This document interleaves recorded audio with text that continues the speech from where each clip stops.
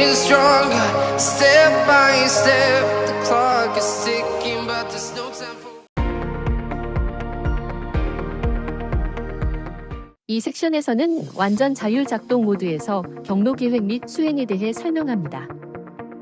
완전 자율 작동 모드를 사용하면 조작 인원의 노동 강도가 낮아지고 또 한 번 계획한 경로는 영구적으로 저장할 수 있어 후속 사용에 편리합니다. 장애물이 적당히 많고 지형적 변화가 거의 없는 대형 경로에 적합합니다. 완전 자율 운전을 위해서는 사전에 경로를 계획해야 하며 계획 방법은 십자선 포인팅, 조종기 포인팅 및 드론 포인팅 세 가지 방법으로 나뉩니다. 십자선 포인팅은 항공 측량 후 고화질 지도와 함께 사용하는 것이 좋습니다. 여기서는 조종기 포인팅과 드론 포인팅 두 가지 방법을 중점적으로 설명하겠습니다. 조종기 포인팅은 조종기 위치를 포인팅의 기준점으로 사용하는 것이고, 드론 포인팅은 드론 위치를 포인팅의 기준점으로 사용하는 것입니다. 조종기 계획은 RTK 위치 확인과 위성 위치 확인으로 구분되며, RTK 위치 확인은 RTK 고정 및 위치 확인 모듈을 사용해야 하는데 계획 정확도가 좋습니다.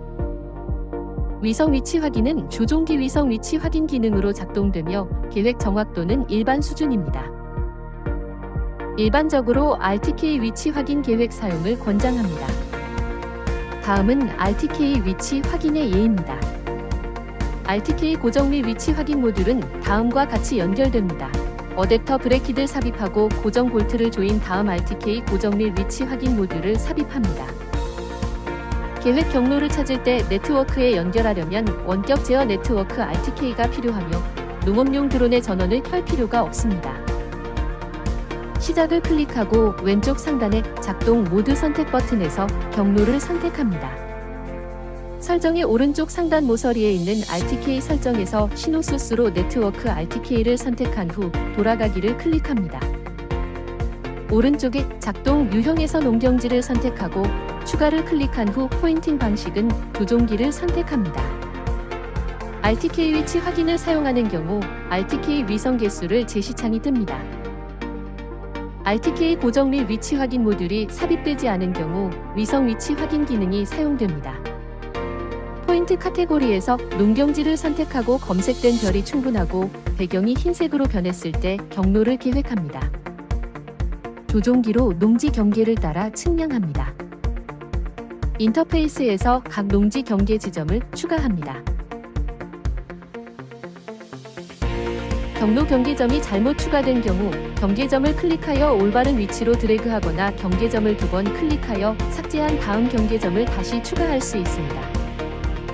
경로를 계획할 때 경계 지점을 순서대로 계획해야 하며 경계 지점이 교차되어서는 안 됩니다. 그렇지 않으면 경로를 생성할 수 없습니다. 장애물이 있는 경우 포인트 카테고리에서 장애물을 선택한 다음 장애물의 경계를 따라 측정합니다. 전봇대와 같은 둥근 장애물이 있는 경우 원형 장애물을 선택한 다음 장애물 중앙에서 추가를 클릭하여 반지름 1.5m의 원형 장애물을 추가합니다. 경계점을 드래그하여 장애물의 반경을 조정할 수 있습니다. 원심을 드래그하여 장애물의 위치를 조정하고 원심을 2번 클릭하면 장애물을 삭제할 수 있습니다. 계획이 완료되면 저장을 클릭하고 경로 이름을 명명하고 저장을 클릭하여 경로 계획을 완료합니다.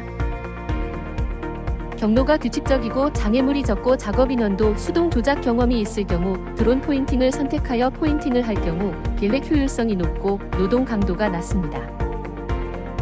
그 작업 방식은 조종기 포인팅 방식과 비슷하며 차이점은 드론 포인팅, 포인팅 유형은 농경지를 선택하는 것입니다.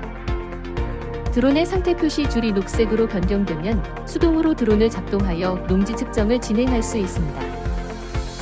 고도 3에서 5m 상공에서 비행하며 FPV 화면을 통해 전방위 장애물 상황을 관찰하는 것을 권장합니다.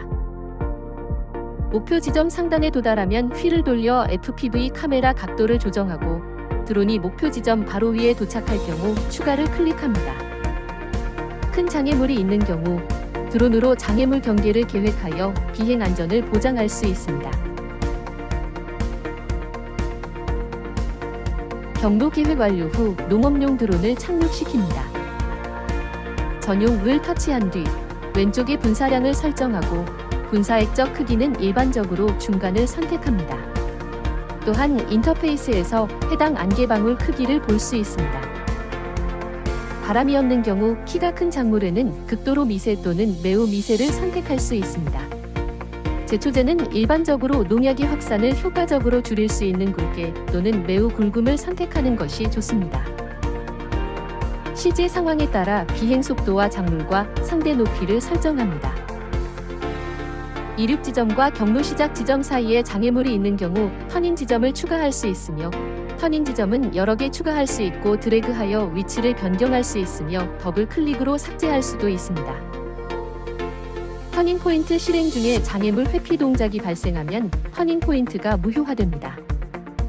실행을 클릭하면 임무 수행 전 자체 점검을 수행하고 출발 복구 속도와 고도를 다시 확인하며 출발 고도를 켜면 설정된 출발 고도에 따라 실행되고 출발 고도를 끄면 작업 고도에 따라 실행됩니다.